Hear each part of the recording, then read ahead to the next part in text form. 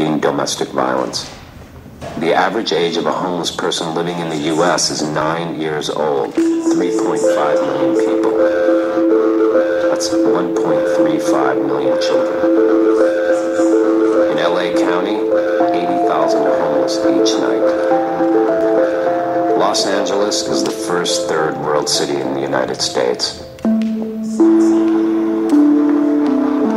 Some people are here to take advantage of the centralized services, the huge homeless mega shelter missions who provide meals, emergency shelter, showers, haircuts and shaves, mail delivery, legal assistance, 12-step recovery programs, medical, dental, housing placement assistance, and social service liaison. Skid Row is home to other populations as well. An undercover criminal sect hiding out, and a predatory population selling drugs and preying upon legitimate residents. I've been in the streets and the missions, and I knew people's names and their faces. I was watching the madness play itself out in the streets from my window. I started shooting some video from a little handy cam. That was the view from up here.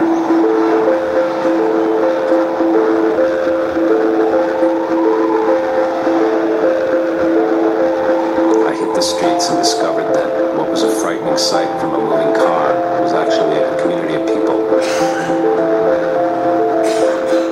So what is it that makes Los Angeles Skid Row unique? The scope of it and the proximity to the financial district? The five-star hotels and the street sleepers butted right up against each other? The fact that it's predominantly black? How could all of this be happening in one of the richest economies in the country? The measure of any society is how it treats its weakest element, the widows, the orphans, and the strangers in the land. How we do anything is how we do everything. We're not doing so well on Skid Row.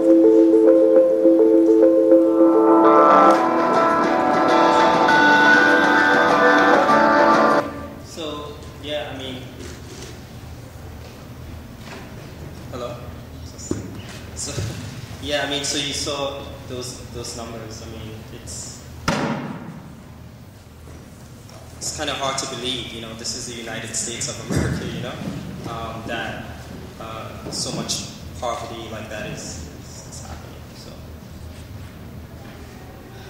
So yeah, I mean, and you know, that's what inspired me to want to do this project, you know. I just think that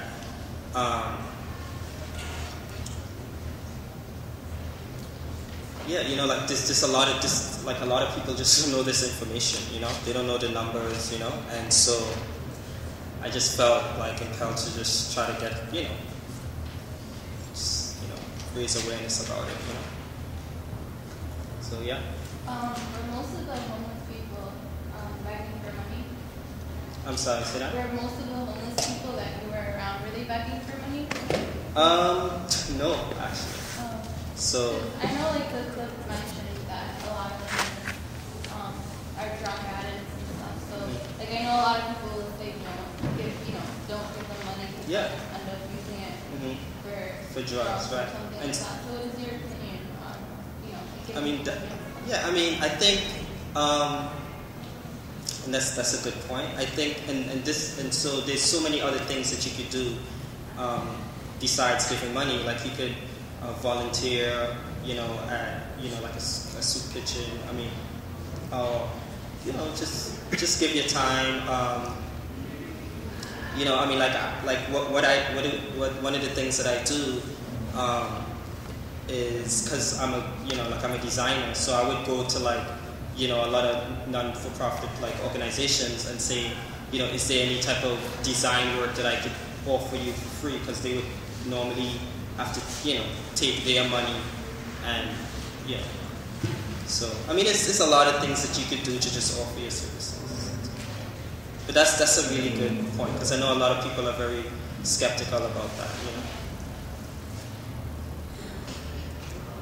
Yeah? Do you have any pointers for identifying the actual homeless in contrast to, I guess just active homeless, like maybe you want to know? Yeah. It's so hard to tell, you know? It's really hard to tell. I mean, normally I just kind of go with my gut, I mean, you know, and just kind of leave it in Allah's hand, you know?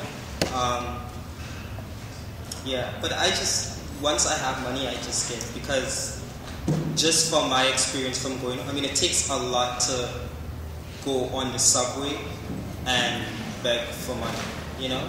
So, you know, whether, you know, it just takes a lot, you know? And so, yeah, I just give my, you know, once I have, I give it, you know? Yeah. Any other questions? So I have to see that. Yes, sir. Yeah? Oh, sorry. The video shows that of the homeless, 1.35 were unrelated children. Did you see any homeless children? No, I didn't. No, I didn't see. Were you there? Yeah, I'm sure. You know, I'm pretty sure they exist, but you know, like I was only out there for a week, so I didn't see any kids. I mean, I saw. Yeah, not really young kids. I didn't see any yet. But you know, those numbers are alarming, right? I mean, any other questions? Yeah. Do people try to help you?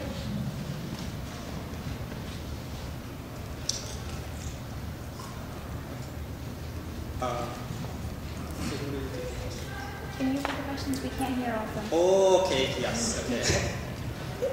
Yeah. Did people try to help you without you asking, or did you receive any anything from anyone? I'm sorry, I didn't hear. So you wanted to know if anyone? Like, did anyone try to help you, like without you having to ask them? Did anyone give you food or money or anything? So her question was, did anyone help me or try to give me food? No, because like I wasn't really dressed. You know, I was just in normal clothes, so people wouldn't even know what I was doing unless like I told them, you know. So you didn't look homeless? I didn't look homeless, no. And my reasoning for that is like I didn't, you know, this project is just a sacrifice that I made because, you know, like I'm also raising money when I do this project, and so I just didn't want to tell people to, you know, just donate. You know, I felt like I wanted to make the ultimate sacrifice that I know that I can make to kind of inspire people to, you know, to donate and you know, just raise attention about the problem. Yes. How exactly did you raise the money that you did? Okay, so she wants to know how exactly I raised the money. So, when I'm homeless for the week, I'm not, you know, I wouldn't be collecting money or anything like that. I have a website that I would send people to, and all the money that I raised they just did it on the website. And then, I don't know if you ever heard of a chipping account. Anyone? Any techies in here? And so, it's like a widget that I would put on my website that allows the money that I raise to go directly to the non-for-profit that I'm raising money for. So, yeah. Okay. Did you see any groups among the homeless people, or was it just every man for himself? If I saw any groups? Yeah, you know, traveling in groups or something like that. Yeah. I didn't see any groups. No, actually, the first clip that I saw, I mean, they were couples. I saw couples that were actually. I mean, I don't know if you. Yeah, so that first clip that I showed, they actually had a couple that was sleeping. Yeah. Yeah, I'm sorry, you had a question too. Can you put some of your experience in one word or One word.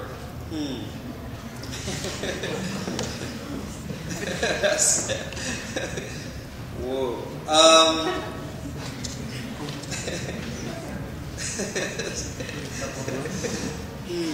Let's see. I mean, it was it's just a learning experience. Let's just say that, you know. I mean, that's not one word, but yeah, it was just a learning experience. Yeah. Every time I go back to the city, you see those posters on the subway cars that say, like, you know, if it's the homeless, the change they can really need by, like, calling it in to 311 or whatever so that they can send the field unit. I guess... I'm sorry, I'm going to ask you to just talk up a little bit. Yeah. You see those posters that say that, you know, call the MTA, let them know if you see anyone that's homeless or maybe homeless, and we'll send someone rather than just you giving money to a panhandler or something. Mm-hmm. Did you notice during your time being homeless that they were sending field units, or that you happened to be created by one yourself? Because it obviously seems like the city isn't doing enough, but did you see any of that? So, yeah, I didn't see any of that. Yeah. But I mean, you know, to kind of side with those posters. I don't know if any of y'all have seen those posters that have been in the subway system in New York City. Basically, it's just saying, like, you know, don't give to panhandlers, call 311, and you know, it's hard, you know. I mean, because a lot of the times you don't know if you give, you know, someone money on the street, what they're going to do with that. And so my response to that is, you know, kind of go with your gut feeling. If you feel like, you know, you don't want to give because you don't know what you're going to do, or you know, it's kind of skeptical or whatever, like, you know, there's still a lot of other things that you could do, you know, to help, you know. And I'm big on volunteering, you know. So, you know, you know, I always say, you know, like, volunteer, you know. And, you know, with the, you know, like, the crisis that's been going on, like, so many people lost their jobs, you know.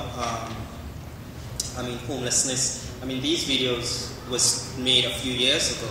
So imagine what the numbers are today, you know.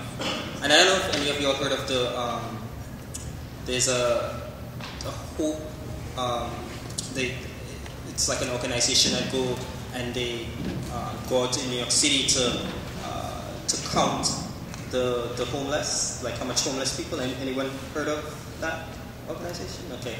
So yeah, I mean, it's pretty sad. I mean, that particular, like, what they would do is you know, they would you know, go out and, you know, count how much, you know, like, go out and try to find homeless people to count, you know, and that's how they get the numbers. But it's done on, like, the coolest, in the coolest, it's done in February, you know, when most homeless people are not out there. So not even those numbers are, you know. So it's really, I mean, it's you know, it's really kind of difficult to tell. I mean, the Coalition for the Homeless did a count recently that, you know, they were saying it was close to, you know, 40,000, you know, that's homeless in New York City, you know. So, yeah.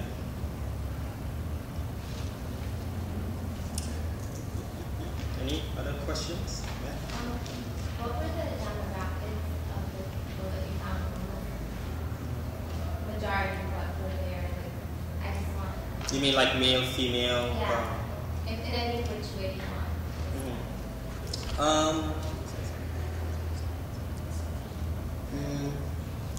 I mean, did you see, like, something prevalent?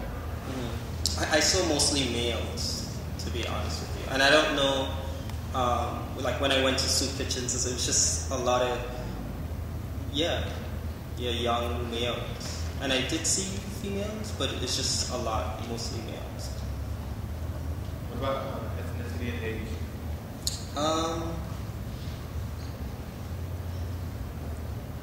Yeah, I mean, they were all, like, young males, like, yeah. I mean, it's kind of hard to say because I don't really know, but they were all pretty young males, African American mostly.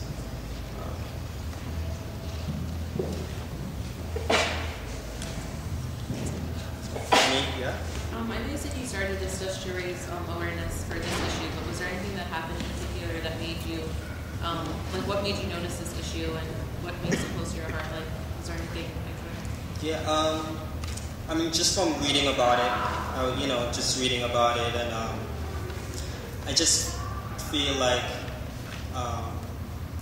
there was a time in my life before, like I did this whole project. Like I used to think too that homeless people were just lazy, and I used to think like, why can't they just get a job? And it's not until that I started doing my research that I realized that there's a lot of people that work that are homeless, or really want to work, but just because of whatever situation that might be going on in their life, that they might not be able to, like they're just not everyone is as fortunate enough, and and so just like based on what you said, what would you say is like the most prevalent reason of why they're homeless? Why do I think it's the most prevalent reason for people being homeless?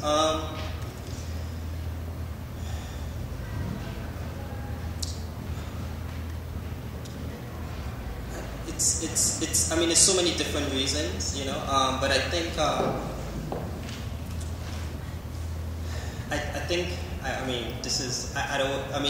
I think the city is just not doing enough, I think, I think this country is not doing enough, And in one of the other clips that you'll see is, just for Skid Row in LA, the speculation behind, why the homeless wasn't getting any attention there. I don't know. It's because what, and this is just my personal opinion too. They would, when they would, drag down the real estate property, and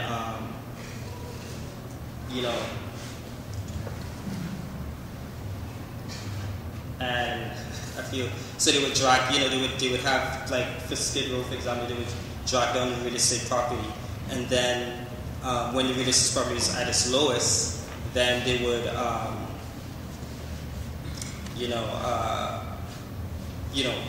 try to clean it up, and as you'll see in the last clip, I don't want clean the homeless people, and then fix up the area. And it's kind of like what happened in Harlem, so yeah. Any other questions? Or? No? Did I answer your question? Yeah? So, you want to watch the next video? So the next video is, we're going to show, meet Damien. And so this guy, he's like one of the guys that I interviewed. And he was homeless, and I interviewed him. A lot of people, their whole paycheck goes into rent, and so they don't have any money to save. And so, say for instance, something happened where they get evicted for whatever reason, or they lose their job. They just end up going out, on the streets. So yes.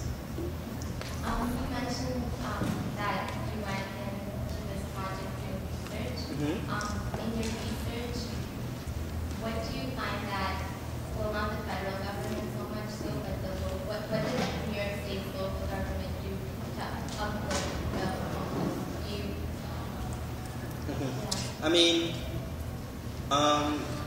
New York City is, to be honest, is one of the better states in comparison to like LA, for instance. Like New York City, they have like a lot of emergency shelters and stuff like that, where you could go for the night, and I've been to a few of them. They're very uncomfortable, But New York City is definitely one of the the better states. Yeah. Yes. What how crowded is the shelter population? And, like, why do people just go there instead of sleeping? I mean, it's man. I wish I had some video clip of, you know, some of the shelters. At least in New York City. I mean, I don't know for what it is like in other states, but I mean, it's scary, you know. I mean, one particular shelter that I went to, and the line was like almost a block, but just, you know, the environment, it's not. It's just, you know. Is there like a time where you have to stay at a shelter for, or? Well, the ones that I went to were emergency shelters where, you know, you would just go to sleep for the night and then you have to leave. So it's not, you know, of course there are some shelters that you go to where, you know, it's, you know, where they give you like a much longer time to stay there. But most of the emergency shelters that I went to were just one night, you leave, and if you want to sleep the next night, you come back again, you know? So, yeah? How did you find food the year after you did it in Ramadan? Mm-hmm. Like, how did you find food? Where did you get your food from? Yeah. Well, I didn't eat out of, you know, like I wasn't eating out of the garbage or anything. I didn't, you know, like I wasn't just eating, you know, I'm vegetarian, so it was even more like difficult for me to find food to eat, even at iftars, you know, when I went. So, yeah, it was just like, I you know, iftar, and I took food, so I basically just eat like 2 times a day. What about the year that you didn't do it during Ramadan? Yeah, so I would go to soup kitchens, and yeah, that's just how I would eat. Yeah, that was it. Do the soup kitchens let you take food away from there? Or is it just what they serve? No, it's just what they serve. Yeah, and so they, you know, yeah, they just, yeah.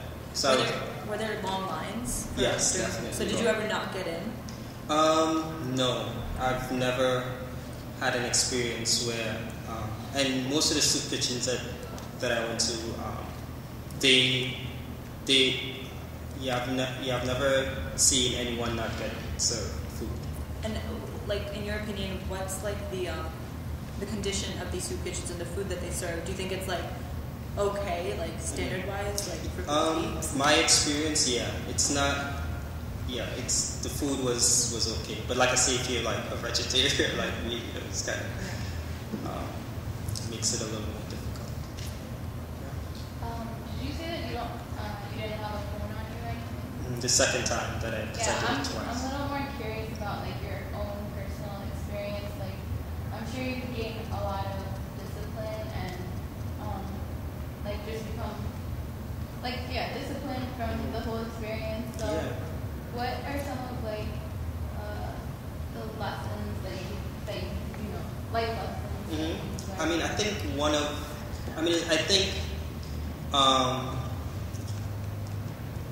you know, like I have a home, I have a job, you know, and so I think with those, for some people, for me especially, like it's just easy to, you know, take those, you know, having that for granted, you know, and I you know, it's not until like I remember the first night that I went out, I was like, man, like I'm not going home, like this really hit me, and I was just like, you know, like what am I doing, you know?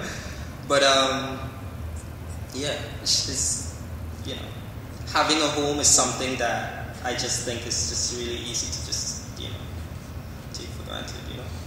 So, yeah. Any more questions? These are some great questions, by the way. Thanks. Anything else? Yeah? Okay, so you want to watch the next video? So this one is a little long. Oh, actually, let's watch Tina Rose, and then so this Tina Rose, she works at a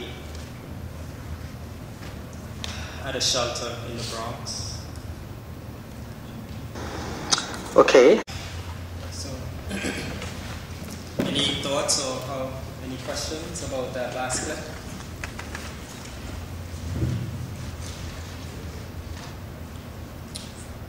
Any comments? No? So, okay, I think I'm going to show the last clip. Let's see, let's show the real New York City. I think the rest of the show is. You were up there? I didn't see a lot, but I did see some drug use. So, yeah. How did he get that money? Huh? How did he get money for drugs? Just, just from panhandling, probably. I'm assuming. Yeah. And probably crime, from stealing, probably. I would think you would use that money for something better. I mean, you are homeless. Yeah. Well, I mean, I think for someone, yeah, drugs is, when you're addicted to drugs, it's kind of a different thing too, because like you have that addiction and stuff, but yeah. And so that, that's another reason too why I say, like if you don't feel comfortable giving, to someone on the street, it's like definitely, other things that, like we all could do, because it's hard, like you never really know, if someone is, abusing drugs or anything. You could just like go out yourself and buy them food. That's a really good thing, and a lot of times we go out to restaurants and, we might have leftovers and we might just leave it there, Like one good habit that I kind of started doing was like my leftovers, instead of wasting it, like if I don't want to, take a doggy bag or take it home, it's probably easier to do that in New York City versus like here, I know. But, I would go and like look, to give someone, my food instead of wasting it, because, the restaurant is going to throw it out, So that's one thing that we could do.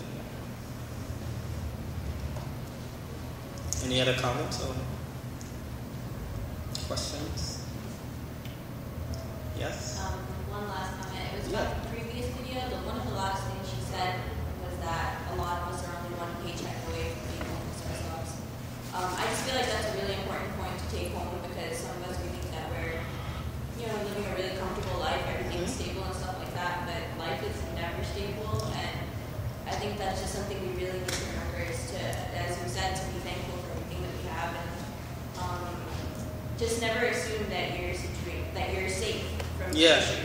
Yeah, yes, I agree 100%, yeah. And like I said, especially when you live in places like New York City, when rent is so extremely high, if you have like school loans after graduating from school, like all these things kind of add in, to your expenses, and so it's hard to save, So yeah, all it takes is, a bad economy, and then everyone losing their jobs, and you just have a whole bunch of really hard-working people out on the streets, or sleeping in their cars. Keep in mind that Damon was saying, there are a lot of students too that might be, homeless too, like sleeping in, because this is not saying any of y'all. Okay. But yeah, it's always good to be grateful. Yeah. So, have any of y'all had any, I would love to hear any of your stories. Anyone had any interactions with the homeless before? Or would you like to share your story before I close for tonight? No? Or anyone have any, just any comments or anything? Oh. Yes? It was Christmas, and went out for pizza. So there was a homeless guy, and I've never seen homeless people in my town, so I don't know where this guy came from. He just happened to be outside. He asked me for money, and I actually asked him, why do you need the money? And he was actually quite honest. He said he needed cigarettes. So I ended up not giving him the money just because I didn't want to feel guilty if he died. Yeah. So, yeah. So yeah, and yeah, you know, it's hard. I mean, he was honest. I mean, there are a lot of people out there that are not honest too, you know. So it's you know, I always say, you know, let the decision, you know, I can tell people, you know, oh, give money to every single person you see on the street. You know, I think it's a personal decision, you know. But even if you don't do that, I just always encourage people to just do something, you know. So I want to thank everyone for coming out and, you know, hearing me talk about homelessness and looking, you know, at my videos. And Assalamu alaikum.